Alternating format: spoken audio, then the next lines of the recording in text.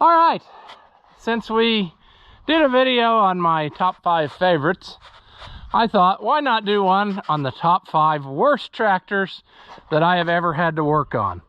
And we're gonna start right after this.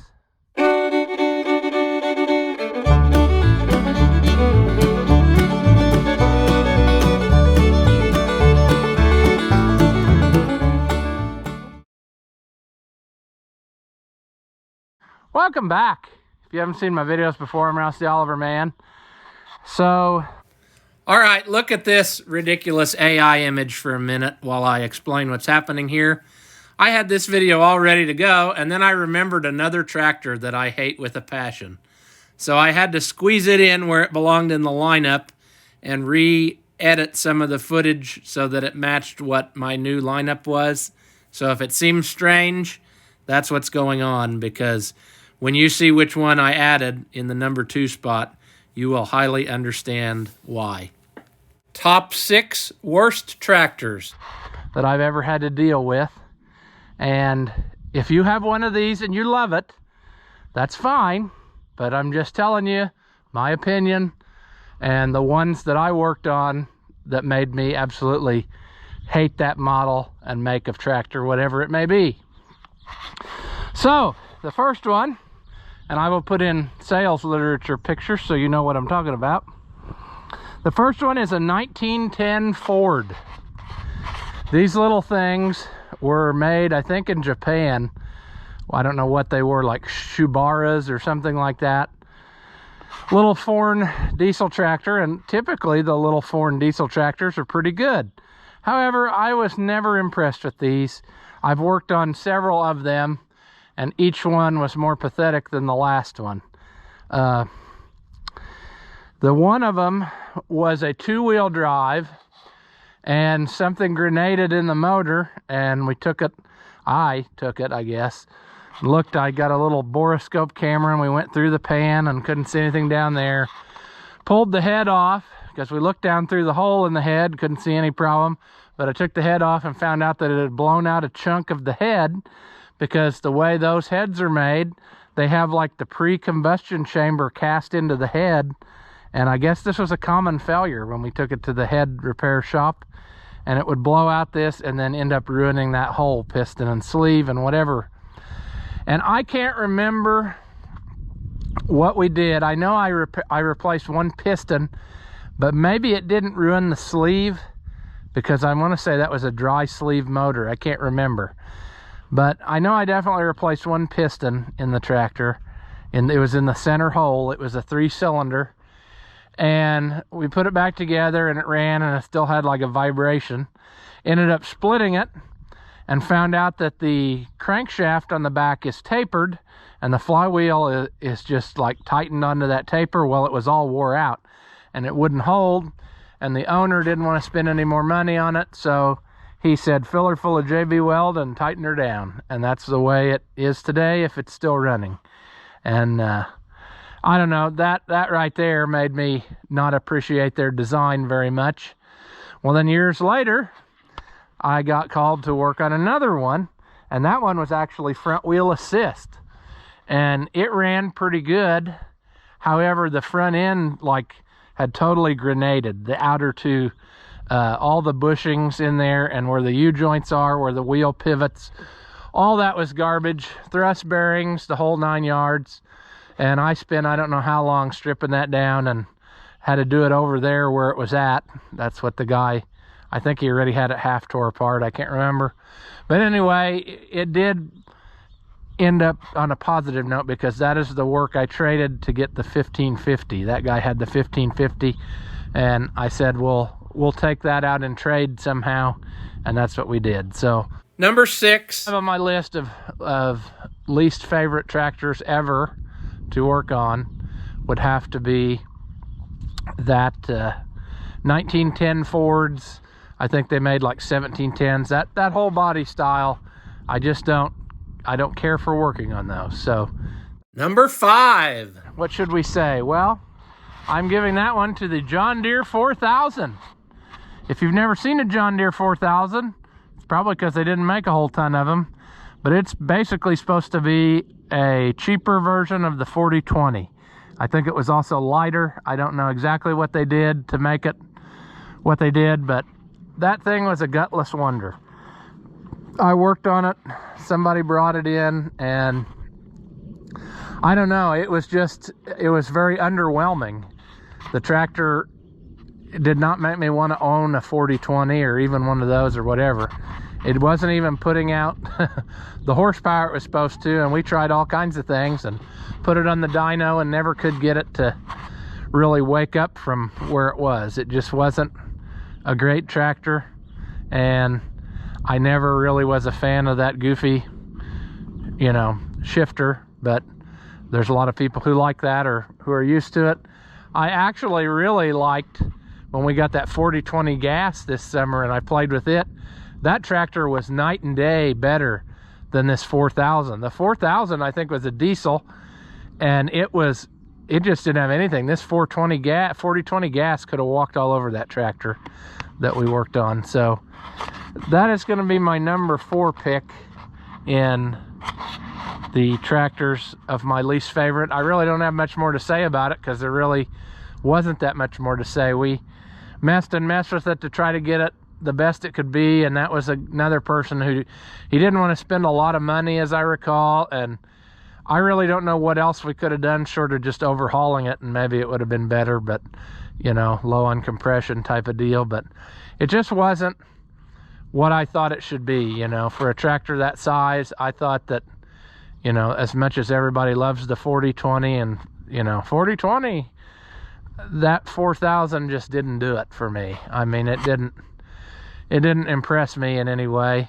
It's kind of neat because they didn't make many of them, and I like tractors they didn't make many of, but as far as if you wanted to buy one to use it, that was not my favorite. So it has earned the number 5 spot on my list of least favorite or worst tractors that I've ever worked on.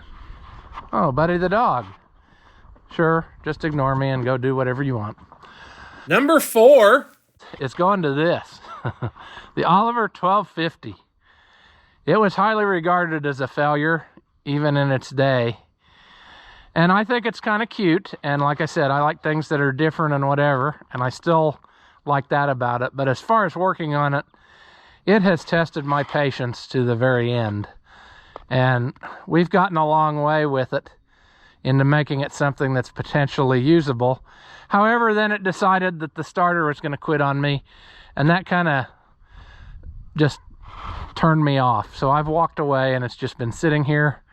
And I've called I don't know how many times about the starter. It's on order and hasn't ever showed up. So there's that. But it's not really that great made of a tractor. I mean, this is one that I agree on the list when people put it on the worst tractors ever made. Probably, maybe. I mean, when it was running and new, it was probably great. This particular one, I did not feel had a whole ton of power when I drove it around. Of course, it's still got a long way to go, but parts availability, terrible. You can't find much for them, and what you can find is usually expensive. It's a cute little feller, and it's going to be neat to have in a collection, one that runs and drives. But as far as, you know, enjoying it or wanting more to work on, not me. I mean, I did not enjoy working on this one. It's amazing how much less I like this one than I do Freddy. Freddy was a little dream. I loved Freddy the Fiat. I still do. It's in a different shed here, but I don't know. This one just has really tested my patience at every corner, but I have to say, as far as reliability, I just don't think these things had it, because I've seen quite a few of them in the junkyard, more than one still being used. And a lot of that is because of the Italian military surplus parts that we use to make this gas engine. But I don't know, parts are out there. I mean, they made cars, so if you know what to look for, you can find stuff. But there's a lot of frustration and head scratching if you're working on one of these. I will tell you from personal experience. So I have to give this one number 3 on my list of worst things I've ever worked on, just because it's tested my patience so much. This should have been a done deal and running and everything by now, and it's just, it's not been that way.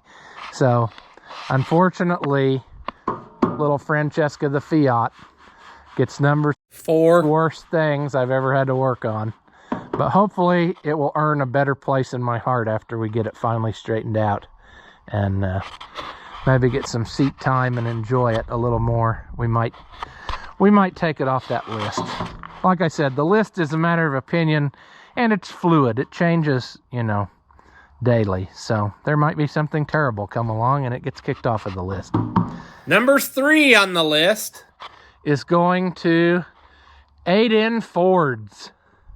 And I am not speaking specifically on any one of them, just the tractor as a whole.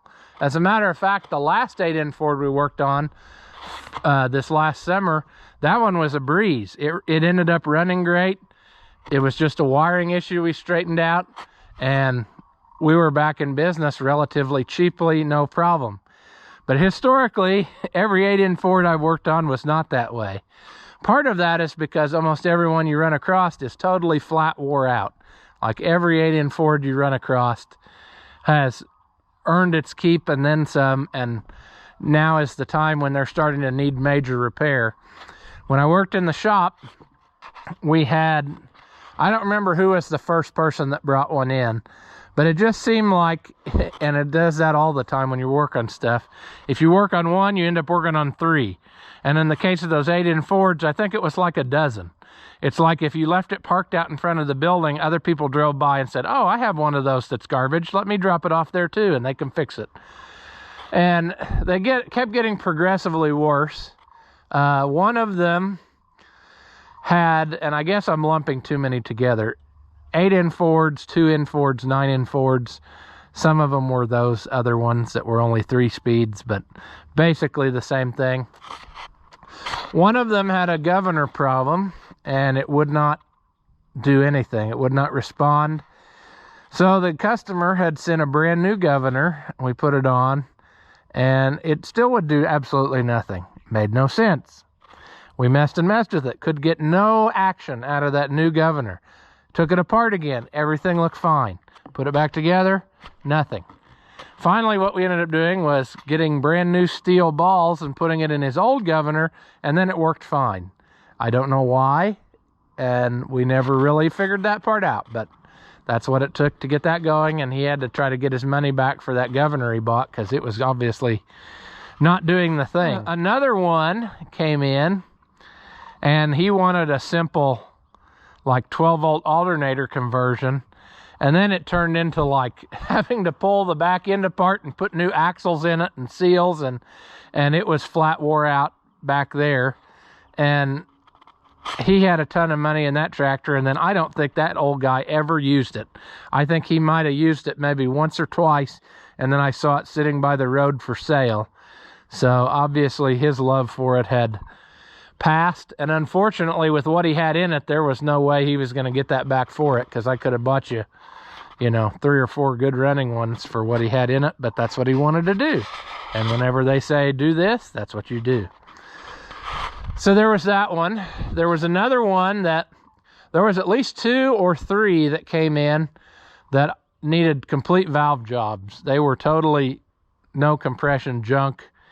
And the 8-in Fords, the early ones, were different in the way the valves were. I can't remember. And the only stuff you could get to rebuild was like for the later kind, I think. And then anyway, it's a flathead engine, so all your valves and stuff are like your springs and all that's in the side. Well, we ended up going to the junkyards to get the later style adjustable lifters so that you could adjust the valve clearance, because you couldn't do that with the early ones unless you did some machine work cutting stuff off. So we got the later ones where you could adjust it, and I did that. I did a valve job on at least 2 of those, if not 3, where we had to like re-put. One of them needed new seats, some new seats in the block. I don't know. It was just a struggle with those things. And like I said, an 8-in Ford, or that style, 9-ins, 2-ins, are just basically not worth putting thousands of dollars in unless it's a family tractor, because you can buy a half dozen good running ones for the price of that one, you know. That's a very loud airplane that's flying over me. I hope they can not flip it over like they've been doing lately. But anyway, another 8M Ford that came in, kept needing more and more and more. I think it actually got a valve job too before it was done. It needed a lot of it had front mount distributor problems. I think it needed bushings and all kinds of stuff. But the bad part was it was rotted out. Like all the sheet metal was garbage on it. And I asked him several times, I said, are you sure you want to proceed with this? Because we can get you several good running tractors like this for cheaper. No, I want to do that. So that's what we did. But after dealing with those one right after the other like that, like I said, I want to say it was close to a dozen. It was unbelievable how they just multiplied. But after dealing with those, I lost a lot of love in my heart for those tractors. So they have earned the number 3 spot on the list of sadness, I suppose. All right, now for number 2 on the list. I had to add it in because I had totally forgot about it. I guess I blocked it out of my mind, kind of like people do with traumatic events. But the number 2 spot on my list is going to the number 2 Co-op. That tractor was here for way longer than it should have been, and every time I tried to do something to it, it continuously showed me that it was a piece of garbage. If you recall, we worked and worked on it, and every time we thought it was done, we'd find more issues. It turned out the block was cracked, and then when I went to check that out, it turned out that it was stuffed full of stop leak, and somebody else had tried to repair it that way. The owner didn't want to spend much money on it, and there wasn't a whole lot I could do for it. They wanted the brakes tightened up, and the way the brakes were made on that tractor, it was just not possible to have a very good stopping system like you would on a more modern tractor, because that tractor was made out of truck parts. If you remember how it looked, of course I put a picture in, but it's basically Dodge truck parts from back in the 30s.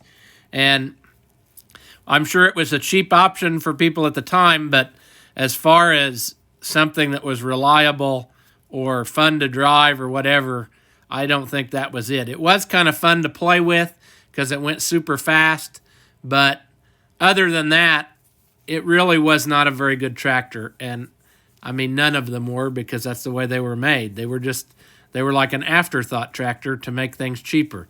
And they were, made out of pieces that were readily available in the time period when it seemed like everybody was trying to get into the tractor market. So this tractor almost made number 1 on the list, but as I think back about it, I really hate the number 1 tractor more than anything else I've ever encountered. So the number 2 Co-op, much like its name, gets number 2 worst tractors I've ever had to work on, and it's number 2 on this list. Now for number 1. Oh, friends, I'm sure there's going to be people out here who absolutely disagree with me and think that it was the best thing ever. But my absolute least favorite tractor ever to work on or be near or know anything about is a 1086 International. I hate those things. And it all stems from one tractor. I worked on a tractor that I deeply regret going to agree to go do that, because that thing was constant sadness. And the way this happened was I had just bought my service truck. And the whole point of me buying that service truck was for me to work on my stuff in the field to make it easier for me. Well, somebody had saw me buy it. And so this guy comes up to me at a birthday party that was actually at the fairgrounds in the next county over. We were there celebrating somebody's birthday during the fair. And he came over and he goes, "You've got a truck full of tools. Why don't you come fix my tractor?" And he said the other 4 guys couldn't get it and whatever. And me being stupid, I didn't see the immediate red flag of there were 4 other people that worked on it and he wasn't satisfied with. And that should have been clue number 1. So I said, "Sure, I'll come work on your tractor." So, and he said, all it needs is just a quarter turn adjustment of this linkage, just a quarter turn of the shift linkage. It just doesn't want to stay in, I don't remember if it was reverse or I think it was forward gear. He said it jumped out, but it just needed a quarter turn. So I go there, and it's a cab tractor, obviously, so that's even more fun when you're working on that. So I had to strip the seat out all by myself, and it was heavy. It was on a metal plate, and it was a heavy air ride seat. And I managed to get that flipped up where I could get under there. Got the floorboard pulled up. Then I found that I had to, for whatever reason, at some point, I don't remember when that was, but I had to take all the shift linkage out, like the console. And that was clue number one there too, or clue number two, I guess, that I was in for sadness. Was when I took that out, I could see that somebody had already been in there and done a lot of homemade welding on all of the linkage. Everything in that thing was welded up. The tractor had 15,000 hours on it. That was another clue that I should have turned around and walked away. But I thought, I can do this, you know, no problem. But I had started, I guess I started with adjusting the linkage, and that wasn't going to do it, obviously, because when you moved the shifter, you had no detent action. And as I recall, and I may be wrong, so don't crucify me on that, but I think that those things had a detent in the actual shift linkage, and then it has two underneath the transmission cover. It's got like some forks with notches and little spring-loaded wheels and arms and stuff, and those little wheels are spring-loaded into these notches, and then that gives you a detent under the shift lever. So I worked and worked and worked to get to where we needed to go. Got the service book, and the service book, as I recall, said to get the cover off the transmission, what you were supposed to do is pry it up, wedge some like 1/2-inch nuts under it, and then hit the center real hard with a hammer and bust it into 2 pieces, and then sell the customer a new transmission cover. Because if you didn't do it that way, there was a risk that you could pull the reverse shift fork up out of the transmission or something. Well, I thought that was stupid, so I didn't do that. I welded up a puller and I put it on the reverse shift rod thing and pushed it down through the cover while I pried it up, and saved having to buy him a new cover. Got that off, flipped it over. Nothing was left under there. No arms, no rollers, no springs. The only thing that was still there was the forks, or the little plates that had the 2 divots in it. There was nothing left. So I thought, well, that stuff's all down through the gears somewhere along the way. And I think we drained the oil out. There was no metal pieces in it. So it obviously had left the chat a long time ago. And I ordered all that stuff and put that back in.